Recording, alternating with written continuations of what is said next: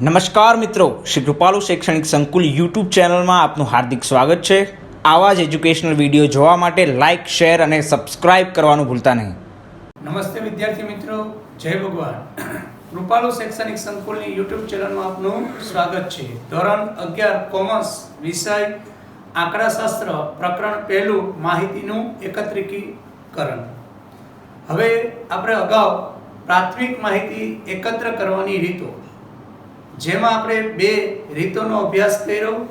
પહેલી પ્રત્યક્ષ તપાસની રીત, બરાબર, કે જેમાં સંશોધન કરનાર સંસ્થા અથવા આંગણક જાતે જઈ અને માહિતી એકત્ર કરે છે।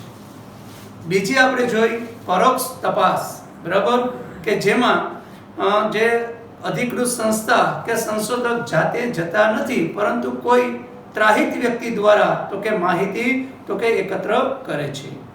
આજે આપણે એમાંની ત્રીજી રીત એટલે કે પ્રશ્નાવલીની રીતનો અભ્યાસ કરવાનો છે। પ્રશ્નાવલી એટલે આપણે ખ્યાલ જ છે કે એક પ્રશ્નની યાદી હોય, બરાબર, કે આપણે જે હેતુ માટે, જે ઉદ્દેશ માટે, બરાબર, ઉત્તરદાતા પાસેથી માહિતી મેળવવાના છીએ એની એક પ્રશ્નાવલી તૈયાર કરી અને એ પ્રશ્નાવલી, બરાબર, આંગણક દ્વારા, બરાબર, રૂબરૂ અથવા ટપાલ દ્વારા મોકલી અને માહિતી એકત્ર કરીએ છીએ। પ્રશ્નાવલીની રીત માત્ર ને માત્ર, બરાબર, જે વ્યક્તિ શિક્ષિત છે એની પાસેથી જ માહિતી મેળવી શકાય। જે અશિક્ષિત વ્યક્તિઓ છે તેની પાસેથી માહિતી ન મેળવી શકાય, કારણ કે એને પ્રશ્નાવલી વાંચવા માટે અન્ય વ્યક્તિનો સહારો મેળવવો પડે। તો આજે આપણે પ્રશ્નાવલીની રીત જોવાની છે, એનો અર્થ જોશું। પ્રશ્નાવલી છે એ કઈ કઈ રીતના મોકલી શકાય એ પણ જોશું, અને જે આદર્શ પ્રશ્નાવલીના લક્ષણો જે તમને પૂછાય કે આદર્શ પ્રશ્નાવલીના લક્ષણો જણાવો, તો આપણે એના લક્ષણો પણ આજે શીખવાના છે। તો પ્રશ્નાવલી કોને કહેવાય એ આપણે જોઈએ। પ્રશ્નાવલી અભ્યાસ સંબંધિત હેતુને એટલે કે સંશોધન કરનાર સંસ્થા, બરાબર, કયા હેતુ માટે માહિતી એકત્ર કરે છે એને સંબંધિત પ્રશ્નાવલી તૈયાર કરવી પડે। એટલે કે છે અભ્યાસ સંબંધિત હેતુને અનુરૂપ તર્કબદ્ધ પ્રશ્ન છે એ તર્કબદ્ધ હોવા જોઈએ। એમ ડાયરેક્ટ પ્રશ્નાવલી તૈયાર ન થાય। આપણે અગાઉ જે જુલાઈ માસમાં એકમ કસોટી પસાર કરી, તો એમાં શરૂઆતમાં વિકલ્પ 1 માર્કના પ્રશ્ન, 2 માર્કના એને 5 માર્કના જોયા। તો આ પ્રશ્નો છે એ પણ તર્કબદ્ધ ક્રમમાં હોવા જોઈએ, બરાબર। તર્કબદ્ધ રીતે ક્રમમાં ગોઠવેલા પ્રશ્નોની એક યાદી બનાવવામાં આવે છે। પ્રશ્નાવલી રીતમાં શું હોય તો કે અભ્યાસને સંબંધિત તર્કબદ્ધ ક્રમમાં ગોઠવેલ પ્રશ્નોની એક યાદી બનાવીએ છીએ આપણે પ્રશ્ન પેપર કહીએ એ મુજબ। આ પ્રશ્નો વચ્ચે આપણે ખ્યાલ છે ઘણી વખત આપણે જોયું હતું કે જે પ્રશ્નપત્ર હોય એમાં જ પ્રશ્નની નીચે થોડી ખાલી જગ્યા આપી દેવામાં કે એમાં જ તમારે એ પ્રશ્નનો જવાબ લખવાનો થાય। તો કહે છે કે આ પ્રશ્નોની વચ્ચે તેમના ઉત્તર લખવા માટે, બરાબર, પ્રશ્ન છે એની નીચે થોડીક જગ્યા કે જેમાં ઉત્તરદાતા છે એનો જવાબ લખી શકે, એને અન્ય તો કે સપલી કે કાગળની જરૂર પડે નહીં।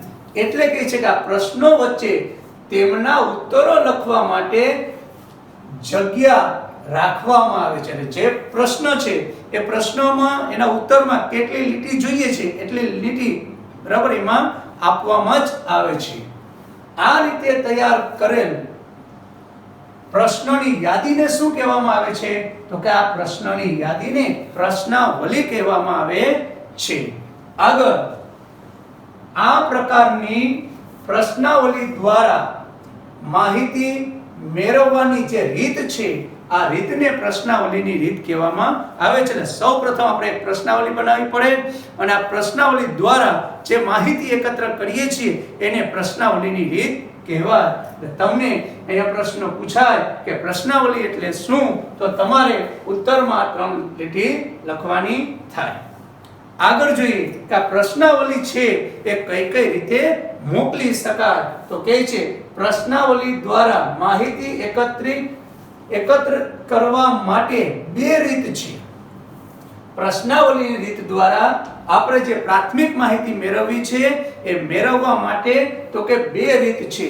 એક તો કે આંગણક દ્વારા, બરાબર, જે અધિકૃત સંસ્થા છે એમે નિમેલ વ્યક્તિ એ આંગણક કહેવાય. એ આંગણકને તો કે અધિકૃત સંસ્થા જે પ્રશ્નાવલી આપે અને જે વિસ્તારમાંથી માહિતી મેળવવાની હોય ત્યાં આંગણક આ પ્રશ્નાવલી લઈ અને તો કે એ ઉત્તરદાતા પાસેથી પ્રશ્નાવલીમાં જાતે જ જવાબ લખીને આવે છે.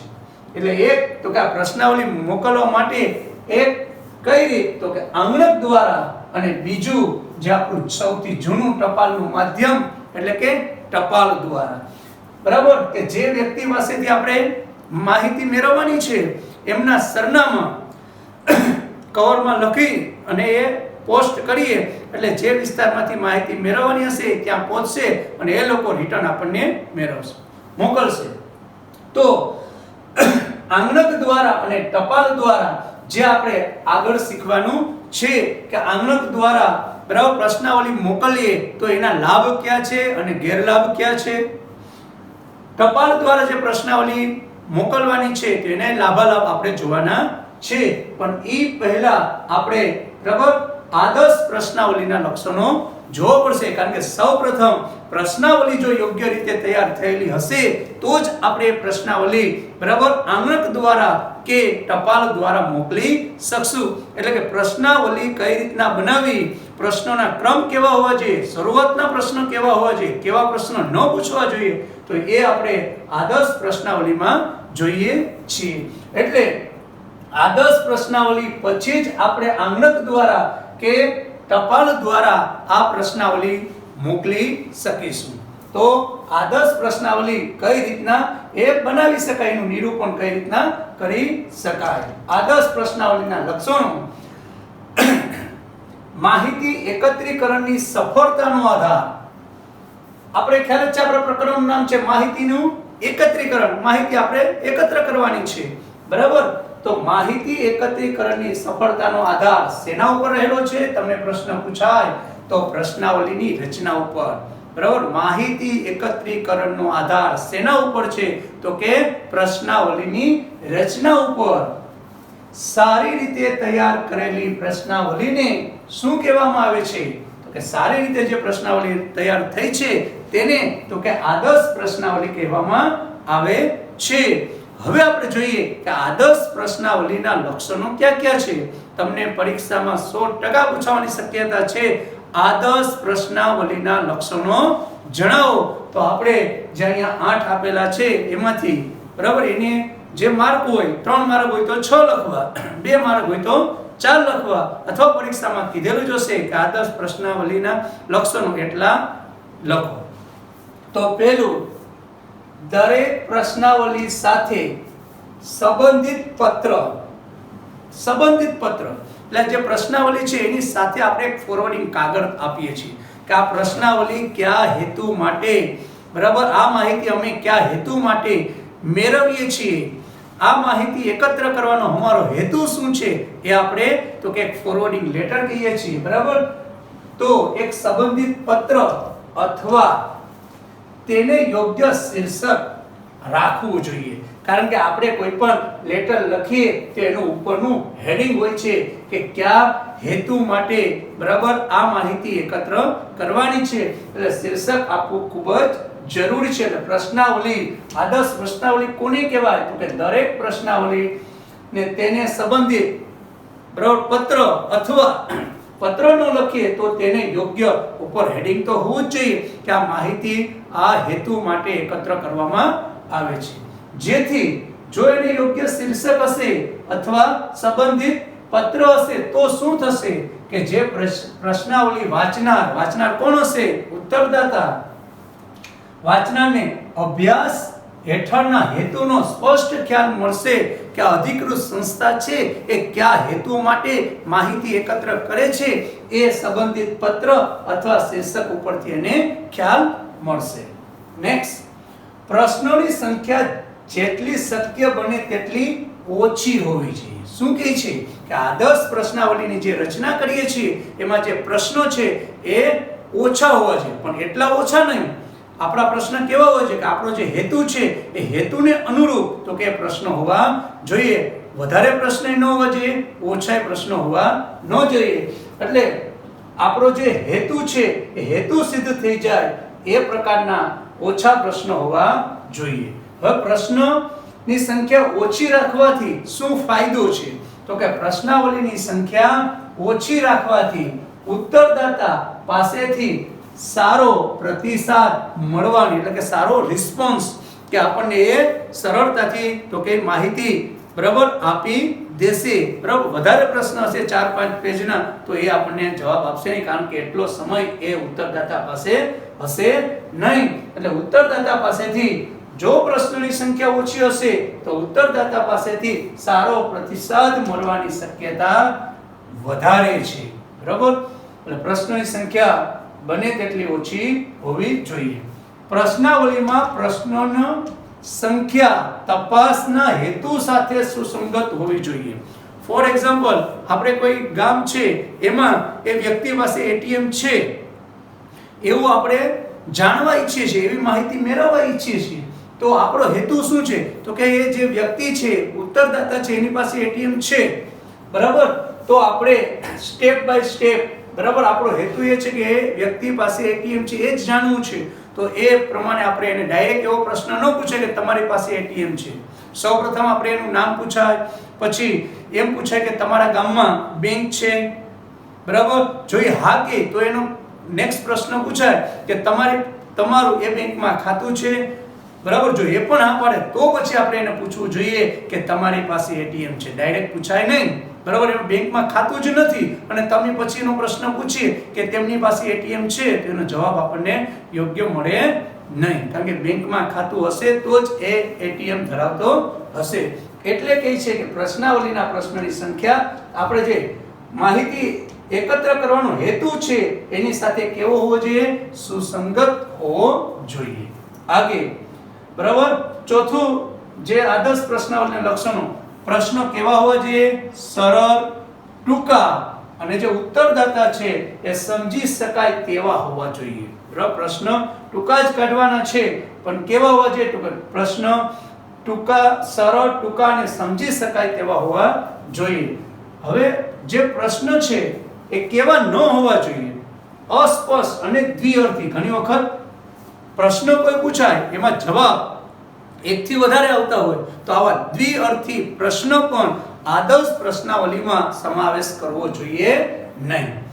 બરાબર, પાંચમું, પ્રશ્નોની ગોઠવણી તાર્કિક હોવી જોઈએ. જે હમણાં આપણે એટીએમ ની વાત કરી એ પ્રમાણે તો કે તર્કબદ્ધ ક્રમમાં હોવા જોઈએ. બરાબર, એટલે કે છે કે પ્રશ્નોની ગોઠવણી તાર્કિક હોવી જોઈએ. પ્રશ્નોનો ક્રમ સામાન્ય પ્રશ્નથી, સામાન્ય એટલે સરળ પ્રશ્નથી શરૂ કરીને અભ્યાસ સંબંધિત ચોક્કસ પ્રશ્ન તરફનો હોવો જોઈએ. એટલે કે શરૂઆતમાં સરળ પ્રશ્ન, પછી સ્ટેપ બાય સ્ટેપ આગળ વધતા જે આપણે પ્રકારની માહિતી એકત્ર કરવાની છે તે પ્રકારનો બરાબર તો કે એ પ્રકાર છેલ્લે સરળ પ્રશ્ન પૂછવા જોઈએ. છઠ્ઠું, કોઈ પણ ઉત્તરદાતાની લાગણીસભર અથવા તેના અંગત જીવનને લગતા પ્રશ્નો પૂછવા જોઈએ નહીં, કારણ કે એવા પ્રશ્ન પૂછશું તો ક્યારેક એવું બની શકે કે એ આંગણક સાથે બરાબર કોઈ જાતનો મતભેદ અથવા તો ઝઘડો પણ થાય. એટલે એની લાગણીને ઠેસ પહોંચે. બરાબર, તો લાગણીસભર કે અંગત જીવનને લગતા કોઈ જ પ્રકારના પ્રશ્ન ઉત્તરદાતાને પૂછવા જોઈએ નહીં. સાતમું, પ્રશ્નોના જવાબ કોઈ પણ પ્રકારની ગણતરી વગરના હોવા જોઈએ. દાખલા તરીકે આપણે એવું પૂછીએ કે તમે સૌપ્રથમ ક્યુ ટીવી વસાવેલું, બરાબર, અથવા એવું પૂછીએ કે તમે સૌપ્રથમ ક્યારે તો કે ટીવી લીધેલું, તો આવા ગણતરીસભર પ્રશ્ન કોઈ પણ ઉત્તરદાતાને પૂછવા જોઈએ નહીં, કારણ કે એને ઘણું બધું થિંકિંગ કરીને પછી જવાબ આપે તેવા પ્રશ્ન આપણે પૂછશું નહીં. અને છેલ્લે આઠમું આદર્શ પ્રશ્નાવલીના લક્ષણો છે, જે પ્રશ્નોના જવાબ હા કે ના એટલે કે ટૂંકમાં જવાબ છે હા અથવા નામાં આવતો હોય કે તેથી વધારે વિકલ્પો વાળા હોય તેવા જ પ્રશ્ન પૂછવા જોઈએ. એટલે કેવા પ્રશ્નો પૂછવા જોઈએ? કે જે આપણે પ્રશ્નાવલી તૈયાર કર્યા એનો જવાબ હા અથવા ના અથવા અમુક ઓપ્શન, દાખલા તરીકે તમને કહે કે તમારું શૈક્ષણિક લાયકાત કેટલી, બરાબર, પ્રાથમિક એટલે કે તો એમાં પ્રાથમિક એટલે 1 થી 8, માધ્યમિક, ઉચ્ચતર માધ્યમિક કે સ્નાતક, તો આવું આપણે એનો વિકલ્પ પણ આપી શકીએ. પરંતુ જે પ્રશ્નના જવાબ માટે કોઈ ચોક્કસ વિકલ્પ ન હોય તેવા પ્રશ્નો પૂછવા જોઈએ નહીં. એટલે પ્રશ્નમાં કોઈ આપણે વિકલ્પ જ ન આપી શકીએ અને ખૂબ જ વિસ્તૃત મુદ્દાસર લખવાનો પ્રશ્ન આપણે પૂછવાનું ટાળવું જોઈએ. નેક્સ્ટ આગળ આપણે જ્યારે બરાબર તો આંગણક દ્વારા અને ટપાલ દ્વારા જે પ્રશ્નાવલી મોકલીએ છીએ આપણે શીખવાનું. તો અહીંયા આપણે પ્રશ્નાવલીની રીતનો અર્થ, આદર્શ પ્રશ્નાવલીના લક્ષણો શીખ્યા. આ જે તમારે સમજી અને ફેરબુકમાં લખવાનું થશે. જય ભગવાન.